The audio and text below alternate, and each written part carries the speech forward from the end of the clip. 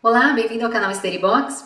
Eu sou Priscila Ruggeri, professora de inglês aqui na Studybox, e no vídeo de hoje eu quero te ensinar verbos preposicionados.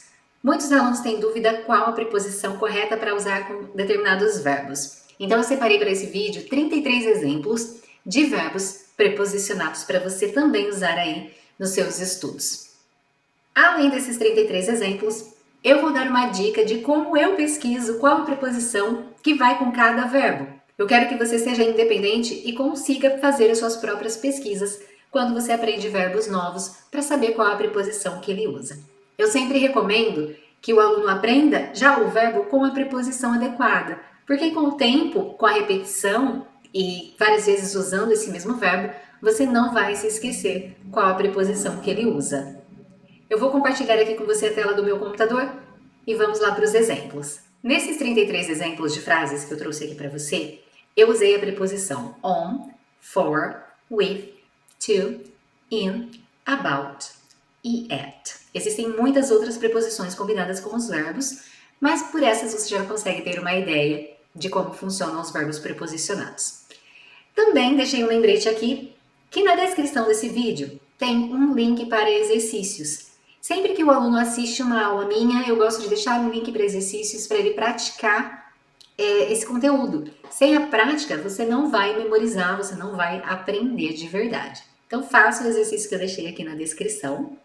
E também quero te convidar para assistir os outros vídeos da playlist. Eu fiz uma série de vídeos sobre preposições. Eu fiz sobre preposições de lugar, sobre preposição de tempo, agora, né, verbos preposicionados. Então não deixe de conferir toda a playlist e acabe com suas dúvidas de preposição de uma vez por todas. Vamos lá pelos primeiros exemplos. A primeira preposição que eu vou te ensinar é a preposição on. Então eu selecionei alguns verbos que usam a preposição on sempre, tá? Quem nunca confundiu esse primeiro verbo, depend, depend. Só que em português a gente fala depende de. E aí o aluno tem aquela necessidade de colocar um depend of. Só que em inglês não funciona assim. Então a gente tem que parar de pensar em português, aprender a maneira correta em inglês e se policiar bastante para não colocar a preposição que nós usamos em português no inglês. Então depend sempre usa a preposição on. Exemplo: success depends on your decision. O sucesso depende da sua decisão. O verbo gastar, spend, também usa a preposição on. Eu gasto coisas em, eu gasto em alguma coisa, ou eu gasto com alguma coisa. Em português a gente fala isso, né? Então, um exemplo: I spent all my money on shoes. Eu gastei todo o meu dinheiro com sapatos. Olha que curioso, a preposição em português é com. Em inglês eles usam a preposição on. O verbo count on, que é contar com também, né? Se o aluno pensar em português, ele vai colocar um count with. E não é assim que funciona. A gente tem que aprender o verbo com sua preposição correspondente para não cometer esses erros. Então, um exemplo: you can always count on me.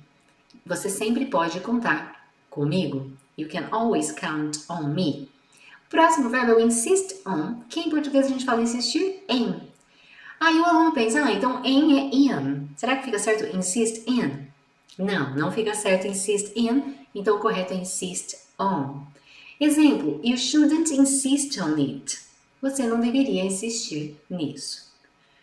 Focus on, focar em alguma coisa. Então, focus on what really matters. Foque no que realmente importa. Rely on. Rely é depender. Então, no exemplo que eu coloquei aqui, we rely too much on our cars. Nós dependemos demais dos nossos carros. Então, em português, a gente depende de, em inglês, rely on. E o último exemplo com on, concentrate on. A gente se concentra em algo, né? Então, em inglês, a preposição correta com concentrate é on. I can't concentrate on my studies when my baby is awake. Eu não consigo me concentrar nos meus estudos quando o meu bebê está acordado. Então, esses são os exemplos que eu trouxe para essa videoaula com a preposição on. Vamos ver o próximo. Com a preposição for. A maior dúvida dos alunos é entre for e to. tá? Então aqui eu trouxe alguns exemplos com a preposição for. Search for, que é pesquisar por alguma coisa. Exemplo, he's searching for an answer. Também pode ser buscar algo, né? Então, he's searching for an answer, ele está buscando por uma resposta. Então, a gente sempre pesquisa ou busca por alguma coisa. O verbo wait, em português, a gente não usa nenhuma preposição. Então, por exemplo, eu espero você tal hora. Eu te espero. Então, a gente não coloca a preposição em português, mas em inglês, você precisa colocar a preposição for. Exemplo, he's waiting for the test result. Ele está esperando pelo resultado do teste. Em português, a gente fala, ele está esperando o resultado do teste. A gente não coloca nenhuma preposição em português, mas em inglês é necessário colocar wait for. Vamos para o verbo blame. Blame for. Blame é culpar. Então, culpar alguém por alguma coisa, né? He blames the others for his own faults. Ele culpa os outros pelas suas próprias falhas, pelos seus próprios erros. Então, blame for. Em português a gente fala, né? Culpar por. Então, até esse daqui tudo bem, dá certo. Thanks for, agradecer por. Então, thanks for your help. Obrigada pela sua ajuda. Também em português faz bastante sentido pra gente, thanks for. Já o ask, sozinho, sem preposição, ele significa o verbo perguntar. Então, por exemplo, pergunte à sua professora como faz o exercício. Então, ask your teacher. Pergunte à professora. Ask your teacher. Quando eu uso a preposição for, eu transformo esse verbo em outro significado, que não é mais perguntar, e sim pedir. Então, ask for é pedir. When I can't do something, I ask for help. Quando eu não consigo fazer alguma coisa, eu peço ajuda. Então, ask for é pedir por, mas em português a gente não usa nenhuma preposição. Vamos para a próxima preposição. Antes de falarmos sobre a preposição with, quero saber se você já deixou seu like nesse vídeo. Se não deixou, aperte o botãozinho do like, que isso ajuda bastante no meu trabalho. O YouTube entende que é relevante e mostra para mais pessoas que querem aprender inglês as minhas dicas. Então, curte o vídeo. Com a preposição with, eu trouxe 3 exemplos. Deal with, speak with, agree with. Então, deal with é lidar com. Eu até trouxe poucos exemplos com with, porque a maioria é como nós falamos em português. Então, lidar com, falar com, concordar com. Então, a preposição aqui é correspondente ao que a gente usa em português. Um exemplo com deal with, we need to learn how to deal with problems. We need to learn how to deal with problems. A gente precisa aprender a lidar com problemas. Então, lidar com. Speak with. I speak only English with my baby. Eu só falo inglês com o meu bebê. Agree with. Will you agree with me? Você vai concordar comigo? Então, essa preposição with fica bem fácil, porque é bem parecido com o que a gente usa em português. Com a preposição to, eu acho, né, como eu já disse, o for e o to é o que mais confunde. Eu trouxe o verbo appeal to, listen to and talk to. No verbo appeal, ele tem 2 sentidos, mas os 2 são usados com a preposição to.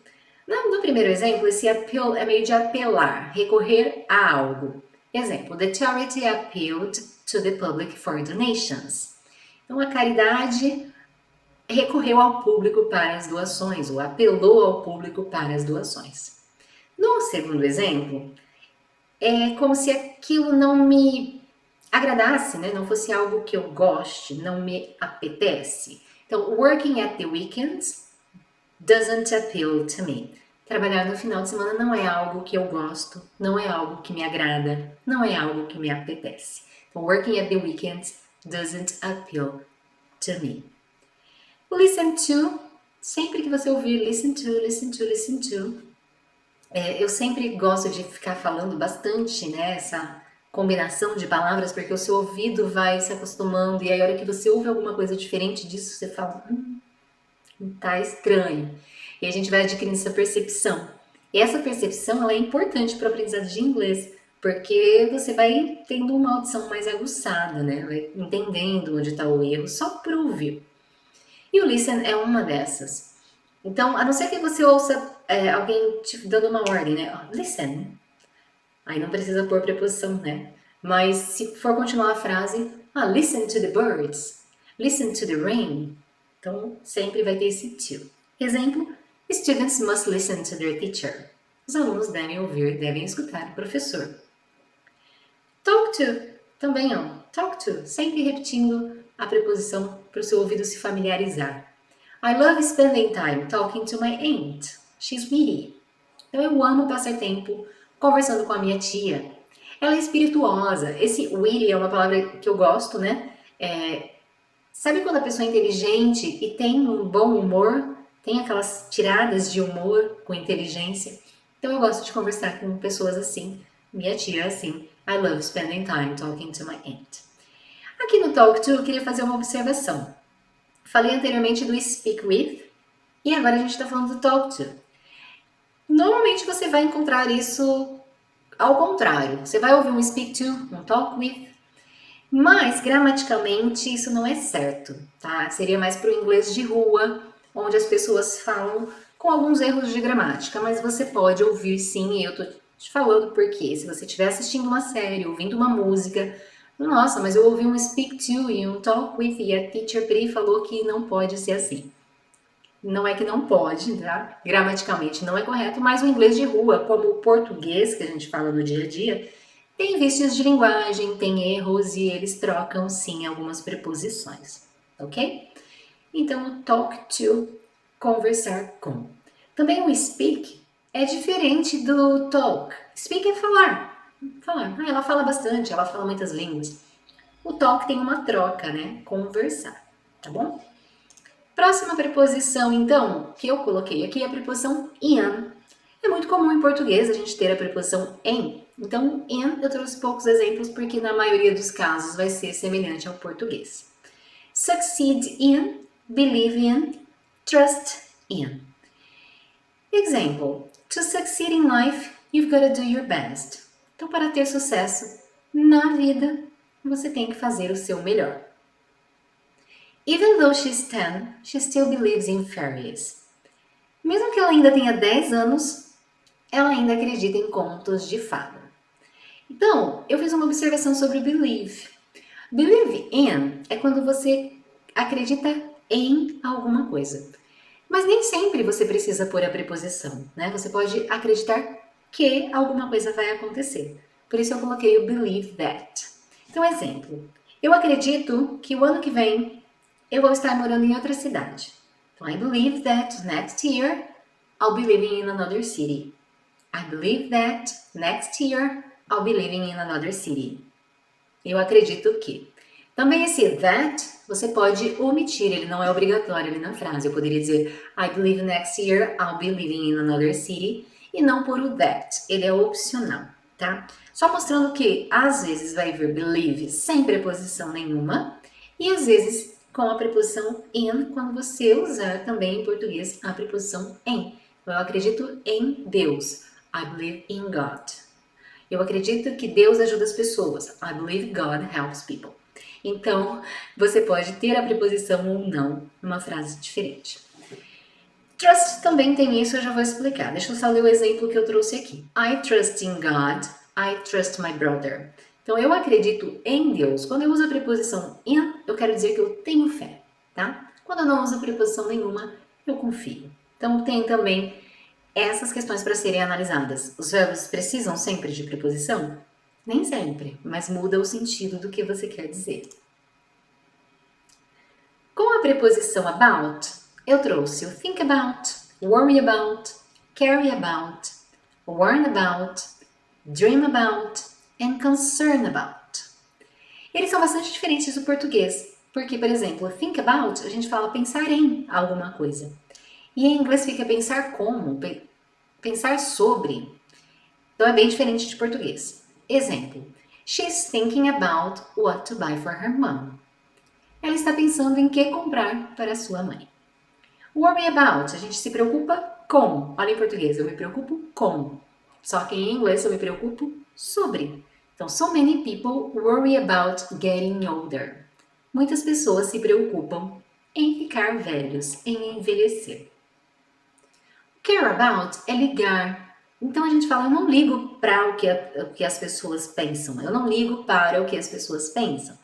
Em inglês eu não ligo sobre. Olha que diferente. Exemplo, I don't care about what people say. Eu não ligo para o que as pessoas dizem. Warn about. Warn é alertar, avisar. Então, I warned you about her behavior. Eu te avisei sobre o comportamento dela. Eu te avisei. Eu acho que é sobre mesmo que em português a gente usa, né? Ah, eu te avisei sobre isso. Eu te falei disso. Também tem assim. Mas em inglês é sempre warn about. Sonhar com. E aí o aluno pega em português e quer passar para o inglês e coloca um dream with. Não funciona assim, tá? A gente tem que aprender o verbo com a sua preposição correspondente. Exemplo, I've always dreamed about being mom. Eu sempre sonhei em ser mãe. Então eu coloquei ali dreamed about. Concern about. Concern é quando a gente tem uma preocupação a respeito de algo. Então, por exemplo, I'm concerned about children being disrespectful. Claro, né? Eu sou professora, então eu me preocupo sobre as crianças serem mal educadas, não respeitarem. Eu me preocupo. Então, I'm concerned é algo que eu penso com preocupação a respeito desse tema, tá? Então, I'm concerned about. Vem que eu circulei o about em duas frases nesse slide e coloquei uma flechinha sobre o ing para destacar aqui, para mostrar para vocês. A gente está falando de preposição, então eu não posso deixar de aproveitar colocando essa regra do ing após o uso de preposições. Eu fiz um vídeo sobre 8 usos do ing e eu vou deixar aqui no card para você assistir depois dessa aula. Então, todo verbo usado após preposição, ele tem que estar no ing. Então, about getting older, about being mom. Isso é bem importante lembrar em inglês. A próxima preposição é a preposição at. Então, eu coloquei aqui os verbos look at, nod at, shout at, smile at and laugh at. Look tem vários, se você trocar a preposição, ele tem vários significados. Você pode colocar look for, look after, look like. Cada preposição vai trazer um significado diferente para o verbo look. Mas eu não vou entrar nessas questões de phrasal verbs ou locuções verbais, não quero falar disso agora. Vamos pegar o verbo look na sua essência, que é só olhar. E aí, qual a preposição usamos? Né? Então, olhe para tal lugar. Look at. Exemplo. The manager looked at all options before making a decision. O gerente olhou para todas as opções antes de tomar uma decisão. Então, olhar para, look at. Se em português para é for, to, né? Aí vocês ficam pensando, look at. Então, entendam os verbos como eles são com as suas preposições. O verbo nod é esse movimento com a cabeça quando a gente concorda com alguma coisa. É dizer sim, mas sem falar, sem palavras, né? Só movimentando. Exemplo, she nodded at her coworkers. Então, ela concordou com seus colegas de trabalho, concordou com o gesto, tá bom? Nod. Shout at.